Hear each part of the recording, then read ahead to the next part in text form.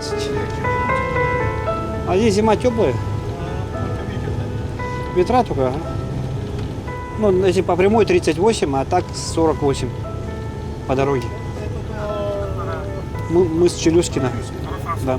Ну а так со всех, там тоже море, там море со всех сторон. Там Лаптевых, там Карское. Ну, нынче всю весну в основном по GPS ездили. Не видно ничего, ни право, ни лево. Ну, летом, прошлым летом теплое лето было. Я все лето ходил в футболке, в шортах. Ну, не все лето, но даже эти оттаяли. Комары маленько появились. Комаров нет? Так вообще нету их.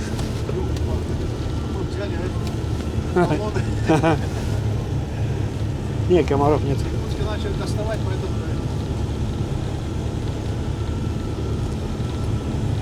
Нынче лето, наверное, осенью придет сюда.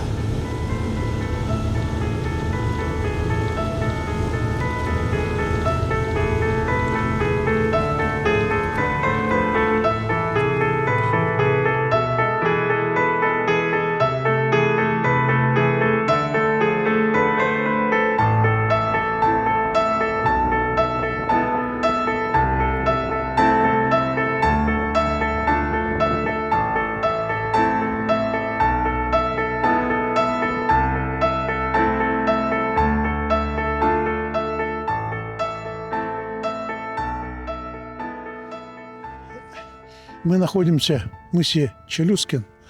Это самая крайняя точка земного материка, которая самая близкая к Северному полюсу. Здесь 77-я параллель северной широты. Находимся на берегу Вилькицкого пролива. Справа от нас это Карское море, а слева от нас море Лаптевых. За мной вдалеке остров Большевик, который является островом от архипелага Новая Земля. Это место было открыто в 1742 году, 9 мая по старому стилю, 20 мая по новому. С штурманом Семеном Ивановичем Челюскиным Обско-Енисейского отряда экспедиции, Великой Северной экспедиции, возглавляемой Берингом. С ним были двое, по некоторым источникам пишут как солдаты, другие источники пишут казаки, а третьи источники пишут, что это были местные проводники, говорящими фамилиями Горохов и Фафанов.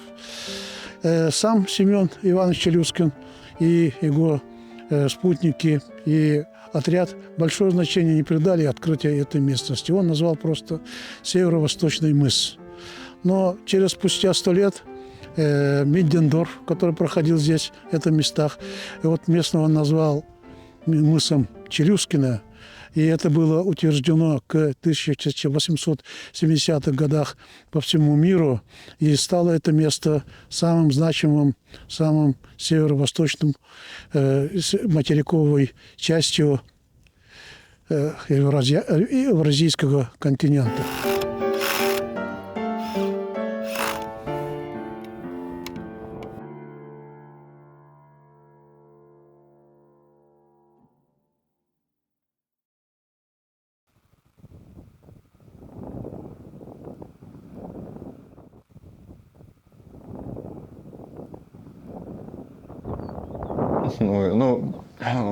Если вот на этой станции первый раз, то как-то, непривычно. Потому что, ты вот вырос там, где день-ночь, а потом уехал, и там постоянно, ночью постоянно темно. Вот сколько, вот тут стоишь, там уже буквально ничего не видно. Вот освещение еще плохое, тоже, блин. Однажды, я вот из дома выходил, получается, у нас, около дома трапик. И этот мусорный контейнер видели, наверное, да? Вот, я, из своего подъезда вышел, и надо было, пойти до первого подъезда. Я иду, и там, какой-то, снег тоже, сугробы были. Вот, что-то какой-то сугроб стоял там, вот прямо вот на мусорке. Я думал, что это снег был. Вот, а потом, как на меня этот снег посмотрел, я в подъезд забежал. Эти соседи ваши, да? Да, белые соседи.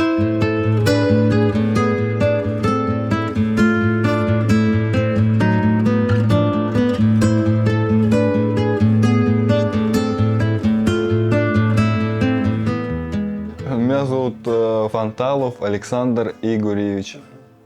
Вот. Я техник-метеоролог первой категории.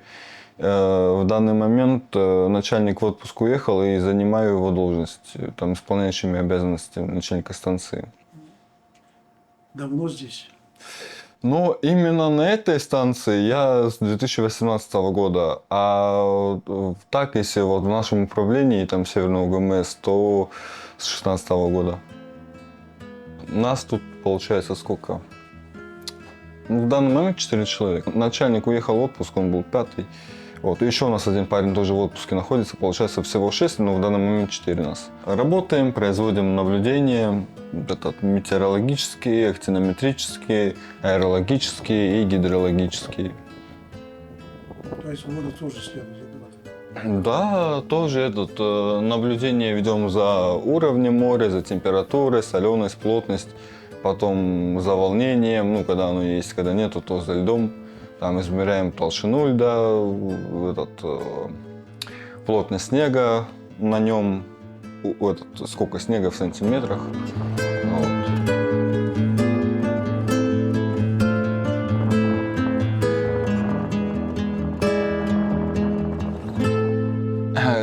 Транспортом получается, ну, типа официально нас вывозят и завозят там наше управление судном. У нас вот есть судно, вот Михаил Сомов, слышали, наверное, да? Вот, и там еще и Молчанов, Петров у них тоже есть. Вот, и получается, нас грузят, там продовольствие грузят, и вот с Архангельска, он из Архангельска выходит, и там по станциям людей развозят. Вот. Нас привозят где-то, ну, в конце сентября, примерно так. Потом мы можем теоретически как бы вылетать еще вертолетами. То есть ну, если они там садятся и так далее. Обычно военными мы вылетаем.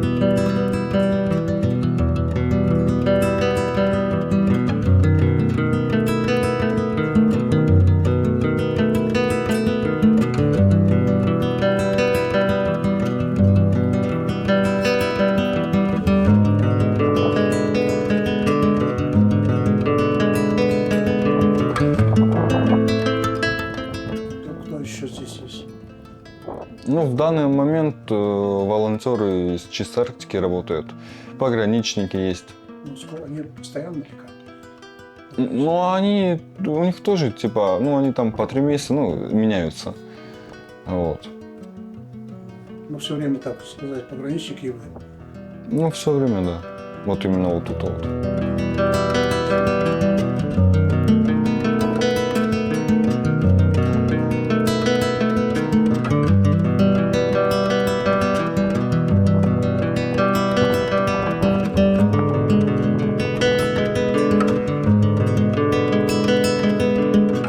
Печально видеть такую загрязненность, но я думаю, мы справимся, уберемся, и будет замечательно. И на Челюскине будет чистота и порядок, и будет на что посмотреть.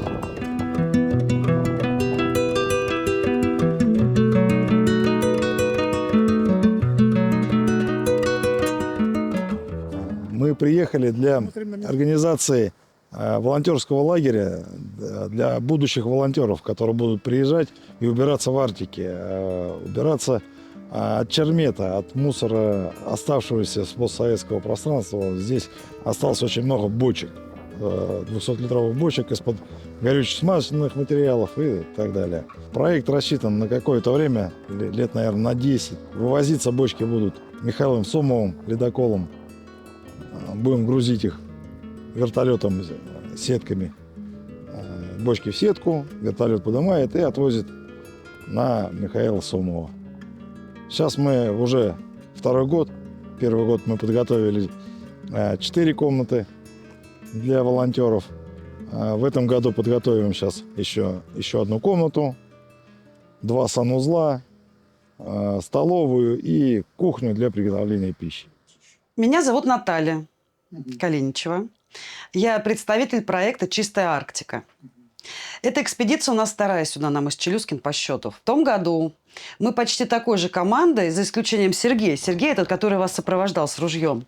Вот. Мы были здесь практически месяц. Мы пришли с Сомовым, сделали часть ремонта.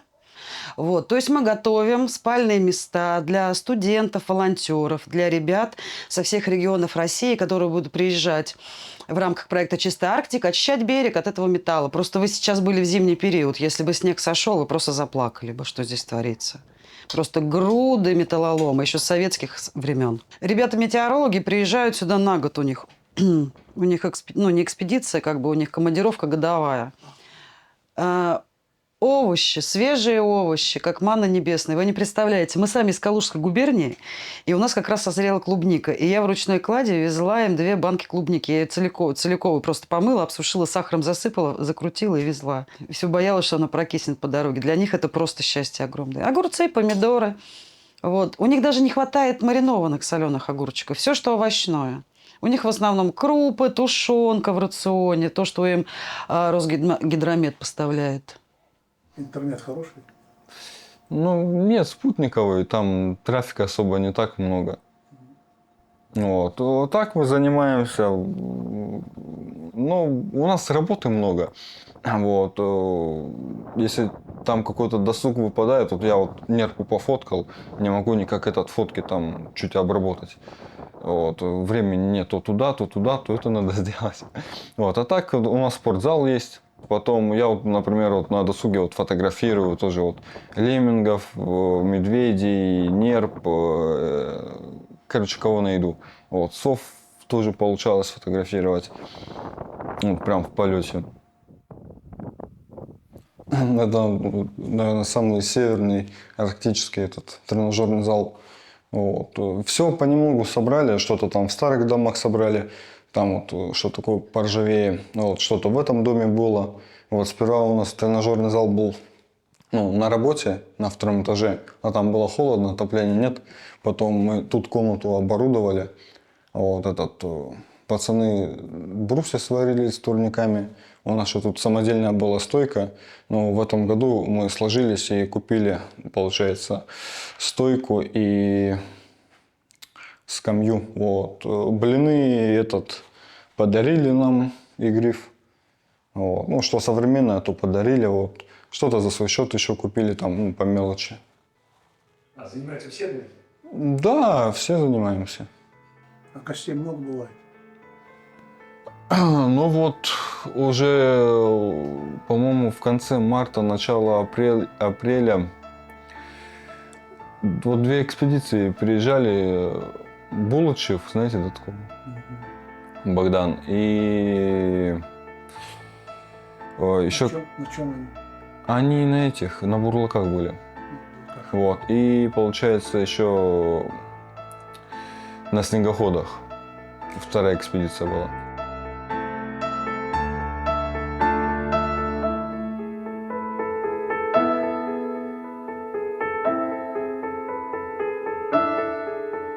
В старых домах там и журнал есть, оборудование есть старое. Вот там даже телевизор есть ламповый, советский старый. Как бы. А что здесь было самое такое время? Какое было? Развитое время какое было? Ну, я в советское время еще не жил, поэтому по рассказам все-таки развито советское, потому что в советское время тут был поселок. Вот. А уже после развала тут только метеостанция и пограничники. Поселки сколько жили? Тоже не скажу. Что там было? Школа была? Садик был, метеостанция была, большая механка была, там, где дизеля стоят. Вот. Как-то так. Люди с семьями приезжали, жили.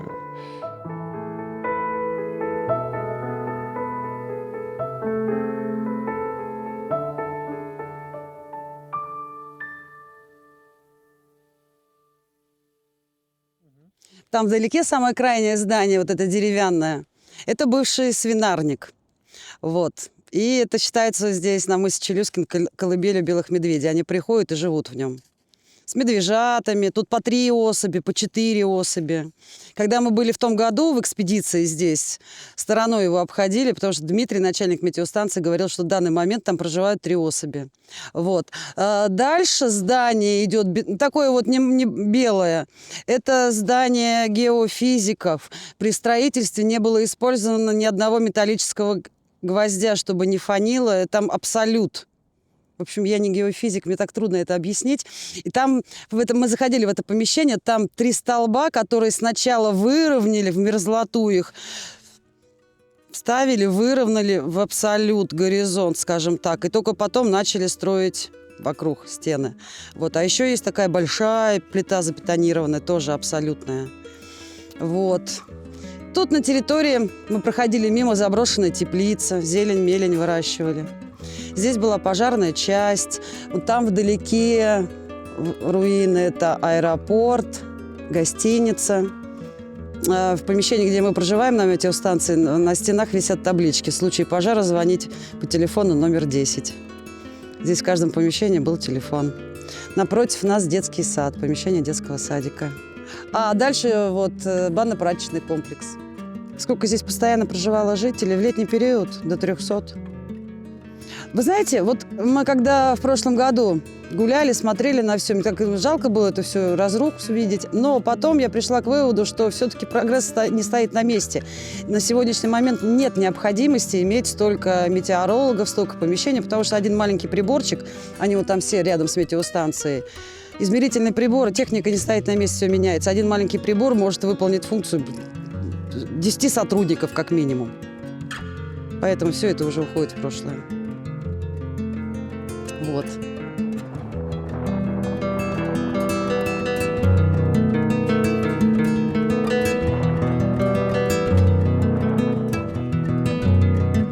Да, пошлите. Телефон Wi-Fi работает, да? Не, я просто время смотрю. Мы просто когда мы этот водород там делаем, вот баллоны заправляем, им надо, чтобы остыть. Вот, и так, чтобы не горячие были. И потом заправляем шары. Пойдемте? Пойдем.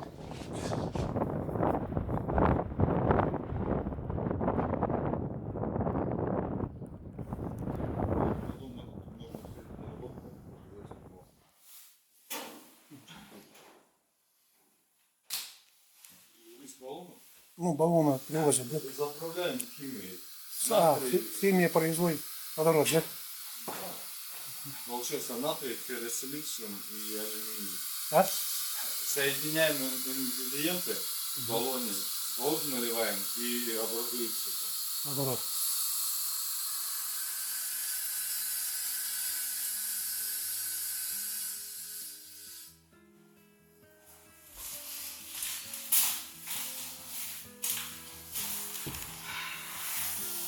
Несколько шаров на один аппарат, да? Ну, по 1,5 шара. Ну, все зависит от того, как реакция пройдет. Еще. Это что? Это остаток от химических реагентов.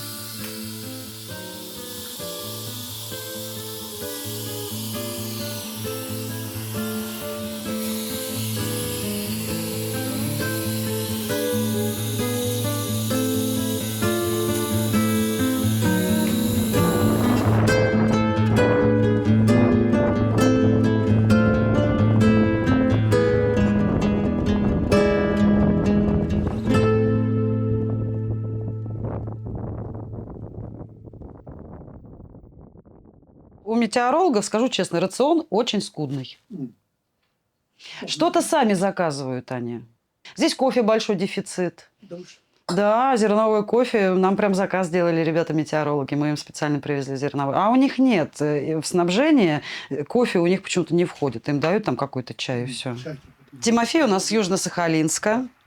Я с Калуги. Наш начальник Саша Селиванов тоже с Калуги, с Калужской области. Худенький наш Саша Шмелев тоже с Калужской области. Ну и все. Вот вся наша команда. Я могу сказать свой распорядок дня. Из сухого молока я варю каши. Ну, овсянка, рисовая сегодня каша была. Вот. В обед у меня всегда должен быть суп. Мы привезли или на мясе сваренный, там на курице. Ну и тушенка наша все. Это спасает нас. Вот. И второе что-нибудь. На второе вчера были тефтели с рисом. Позавчера были котлеты. Уже не помню с чем. Вот сегодня солянка овощная, курица, фаршированная гречкой. Это потому, что мы вас ждали, как дорогих гостей. Вот. Винегрет. Вот. Стараюсь. То есть это овощи, которые мы привезли вертолетом. Понимаете? Они скоро закончатся, и мы тоже перейдем на консервы.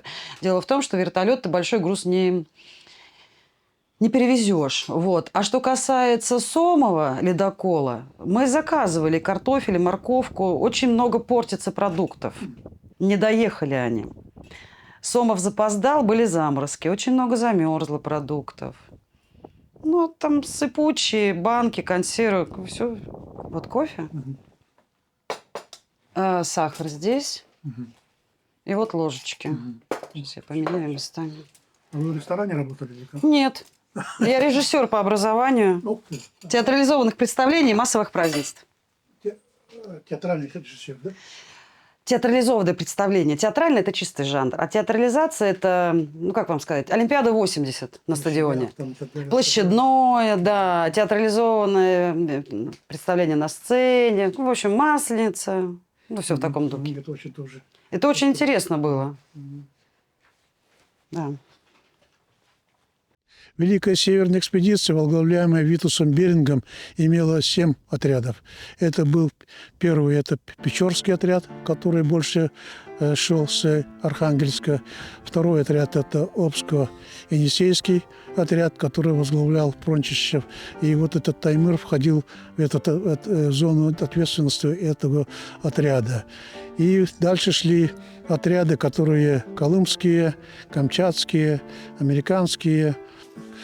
Но Семен Иванович Челюскин был довольно знатного рода из обедневших дворянов Тульской области. Он закончил Московскую навигатскую школу, много лет плавал в Балтийском море. И когда началось формирование Великой Северной экспедиции, его друг-однокашник Василий Прончищев пригласил его себе штурманом и своим заместителем. В 1735 году шлюп «Якутск», копия которого стоит в территории музея в городе Якутске, вышел из Якутска и по Лене прошел до Тикси. Впервые была создана лоция реки Лена, которую сделал штурман Челюскин. В 1735 году они дошли до устья Оленька и перезимовали. Но в следующем году попытка была пройти к Таймыру, но она была неудачной. И в обратном осенью 1936 года Прончищев сам погиб, и с ним была жена Татьяна Прончищева, которую долгое время считали Марией. Даже фильм был «Звезда Марии», но настоящее имя была Татьяна, и она тоже погибла в устье Оленька. Отряд вернулся в Якутск и заново был переформатирован под руководством лейтенанта Харитона Лаптева, которого назначил Витус Беринг руководителем экспедиции. Они дошли до устья Хатанги в 1939 году, перезимовали устья Хатанги. Но в следующем году опять пошли к берегам, которые Таймыра, но потерпели кораблекрушение на берегу Таймырского полуострова. После кораблекрушения отряд перезимовал на берегу Таймырского полуострова. Но в следующем году экспедиции были продолжены на собаках. Вышло 3 экспедиции. Это первая экспедиция, возглавляемая Харитоном Лаптев. Она шла вглубь Таймырского полуострова. Отряд Чекина пошел на запад. Отряд Челюскина с 2 проводниками прошел по побережью и вышел к этому мысу. Но судьба отрядов и Харитона Лаптева, и Чекина были довольно неудачными. Отряд Чекина вернулся обратно на базу полностью ослепшими. Их поразила снежная слепота, и их буквально спасли северные собаки, которые их доставили до базы, в которой они вышли.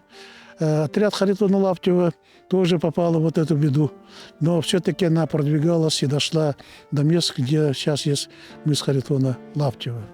Как было вначале сказано, и отряд, и руководство экспедиции, и сам Челюскин не придали большого значения открытию этого мыса, который стал самым значимой точкой евразийского нашего континента.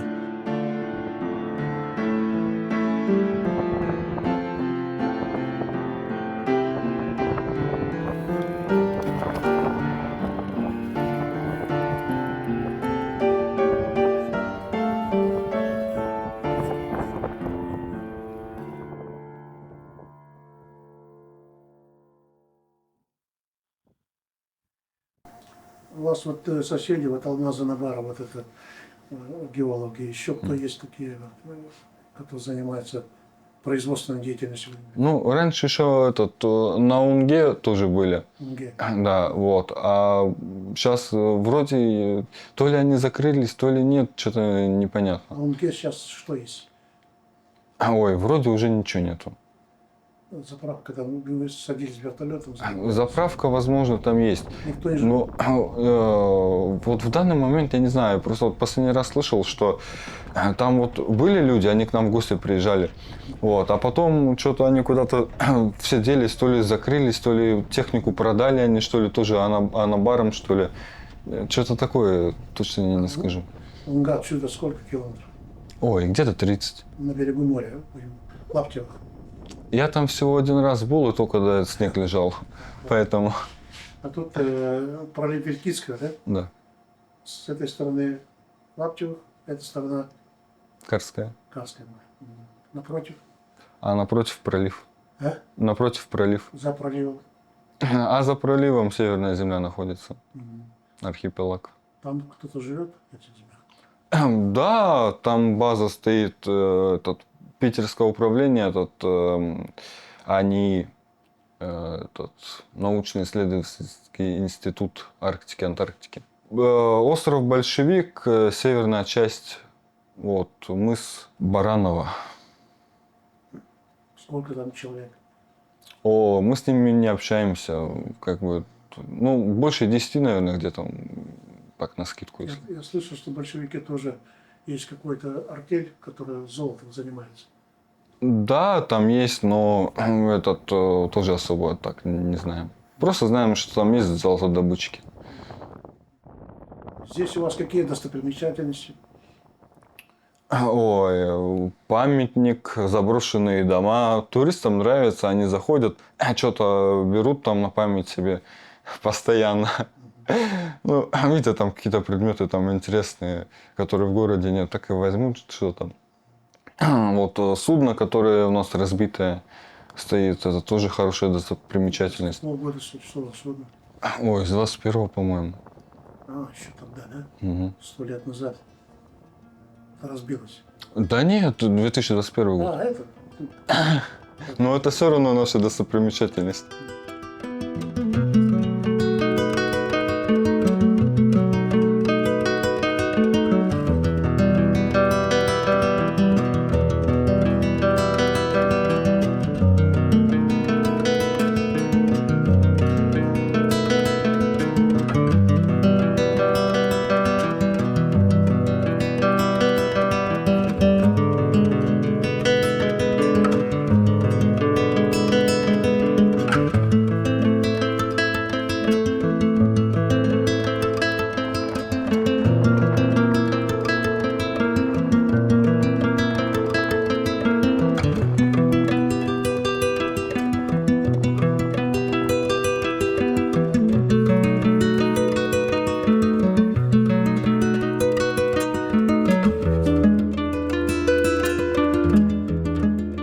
Дима рассказывал, который вот вы его не застали, он в отпуск ушел. Мы приехали, 18 числа мы сюда прилетели. И буквально мы, вот не поверите, мы 10 минут пообщались на улице. Он сел на снегоход вместе с Сашей и улетел на вертушке от погранцов. Вот. И он рассказывал, что когда Марина Галкина пришла, говорит, я просто офигел и глазам не поверил. А я не знал, что она к нам идет вообще, я ничего не знал. Когда она зашла, Марина Галкина, говорит, вот она сидит напротив меня. Говорит, я говорит, в шоке. Она сотворила, говорит, невозможно. Вот. Когда заходишь в заброшенное помещение на мысе Челюскин, осталась посуда, как будто бы человек с одним чемоданом уехал. Правильно?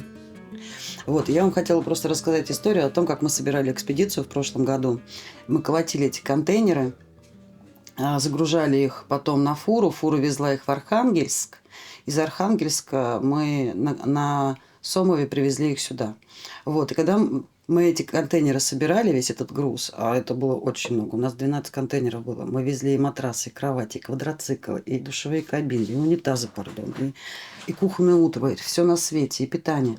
Вот, арендовали помещение в Калужской области на одном заводе, и все это там, груз этот формировали. И там был охранник, мужчина, весьма пожилого возраста, и он говорит, а что это такое? Да вот мы собираемся в экспедицию в чистую Арктику, от чистой Арктики. Он говорит, да зачем? Говорю, очищать. Он говорит, слава Богу. Говорит, слава Богу. Говорит, как же вот когда Союз рухнул, как это было печально. Говорит, я же сам там был. Говорю, где? На мысе Челюскин? Он говорит, нет, я 8 лет прожил на мысе Шмидта. А потом, говорит, у меня была шикарная квартира, шикарная, арктическая. А потом, говорит, когда Союз рухнул, народ начал бежать, и, говорит, такая суматоха, и ты не понимаешь, уедешь ты завтра, не уедешь, какие контейнеры, будет корабль, не будет. Нужно просто, говорит, а у меня жена, 2 детей. Говорит, ну мне очень повезло, я свою квартиру не бросил, я ее продал. Я говорю, в смысле, как? Говорит, ну... соседу за бутылку самогонки. Выпили мы эту бутылку самогонки за ночь, поплакали. А утром я пьяный, похмельный, взял жену, детей, 2 чемодана, сел на корабль и приехал на материк. Вот и вся история. Вот так бывают люди с одним чемоданом, бросая жизнь. 8 лет. Я понимаю, что столько нажито, столько соседей, столько друзей. Но что-то его там держало 8 лет на мысе Шмидта. Говорит, сейчас все хорошо, я здесь обосновался, но с такой, говорит, любовью вспоминаю. Вот. Вот такая история про один чемоданчик. Так и здесь, наверное, человек думал, что он вернется когда-нибудь, раз так всю посуду на местах оставил. Вещи свои личные.